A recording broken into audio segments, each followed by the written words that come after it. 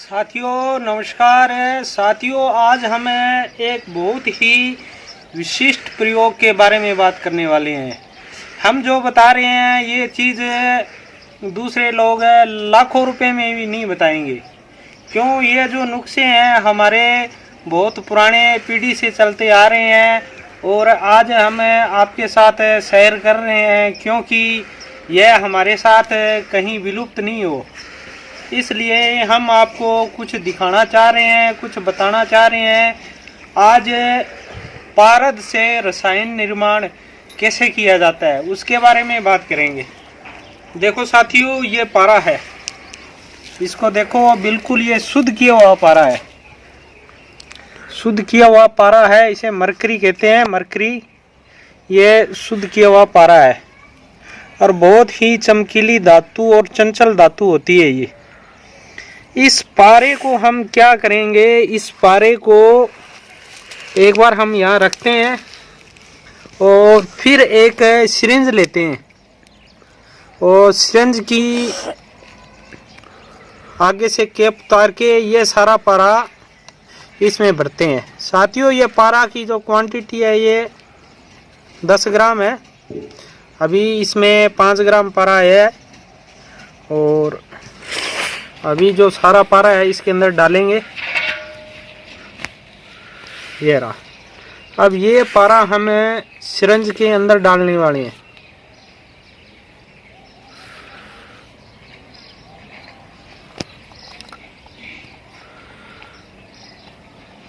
साथियों क्योंकि पारा चंचल धातु है, कहीं भी जा सकती है, इसका कुछ पता नहीं चलता। साथियों इसमें से अभी थोड़ा क्या है नीचे भी गिरा है। अब इसके अंदर हम सुई लगाएंगे। साथियों इसके अंदर पूरा 10 ग्राम पारा है, ये पारा है। और अब हम इसका क्या करने वाले हैं आप देखते रहिए। ये सिरंज है, सिरंज के माध्यम से हम पारा इसके अंदर डालेंगे। हमने इसमें भी ये पारा डाल दिया है। तो साथियों ऐसे करके इस तरह से 10 प्याज के अंदर ये पारा डालना है। इससे क्या होगा, ये एक बहुत ही अच्छा ये जो रसायन का निर्माण होगा। साथियों इसमें जो ऊपर की डंडी है, ये पत्तियां हैं, यहाँ से इसको काट के अलग रखो। इसके पीस के आप कैप्सूल भरो, 500 mg के एक कैप्सूल सुबह, एक कैप्सूल शाम को। जो नीचे जो प्याज का भाग रहेगा, उस प्याज के भाग को क्या करना है, उसको काट के निचोड़ के उसका रस निकालो। रस जितना रस हो उतना उसमें शहद डालो और उसको थोड़ा गर्म करो, ताकि जो शहद थोड़ा ज़्यादा हुआ था प्याज के रस के मिलने के कारण, और वो थोड़ा सा उसको गर्म करके और उस शहद को वापस उसी स्थिति में ले आइए जहाँ से वो पूरा गाढ़ा हो चुके। तो साथियों वो एक तरह से मंजून बन जाएगा। उसका 1 चम्मच सुबह और 1 चम्मच शाम को खाइए। साथियों इससे जो असाध्य व्याधियां हैं, कैंसर है, टीबी है, एड्स है, या फिर छोटी उम्र के अंदर ही बाल सफ़ेद हो गए हों और नज़र कमज़ोर हो गई हो, और किसी के बाल भी छोटी उम्र में उड़ चुके हों, वो भी क्या है इससे दोबारा आने लगते हैं। साथियों इस रसायन के प्रयोग से बुढ़ापा खत्म होकर जवानी की तरफ आ जाता है। जो व्यक्ति 80 साल का है वो 50 साल पे आ जाता है। अगर आप 10 से 20 किलोमीटर आप दौड़ भी करोगे तो भी आपका सांस नहीं भरेगा, आप नहीं थकोगे, शरीर की सारी हड्डियां मजबूत होगी और आपका शरीर है वो वज्र की भांति कमज़ोर नहीं रहेगा, वज्र की भांति पावरफुल हो जाएगा। तो साथियों पीछे हमने एक वीडियो बनाया था सुहांजना से रसायन निर्माण। उसमें हमें एक बात बताना आपको भूल गए थे कि उसमें हमने बोला था भी 10 ग्राम पारा है, वो सुहांजने की जहाँ से शाखा निकलती है उसमें छेद करके डालो।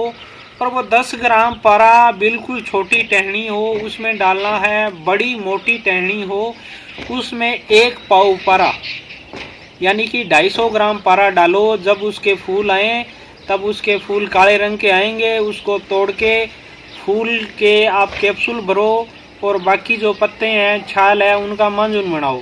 जितना पाउडर है उसमें उतना शहद मिला के उसको रख लो। 1 चम्मच सुबह, 1 चम्मच शाम को आप लो।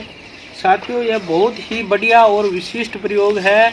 और ये जो कुश्तों के अंदर अपने जाएंगे उसमें बहुत सारी मेहनत है।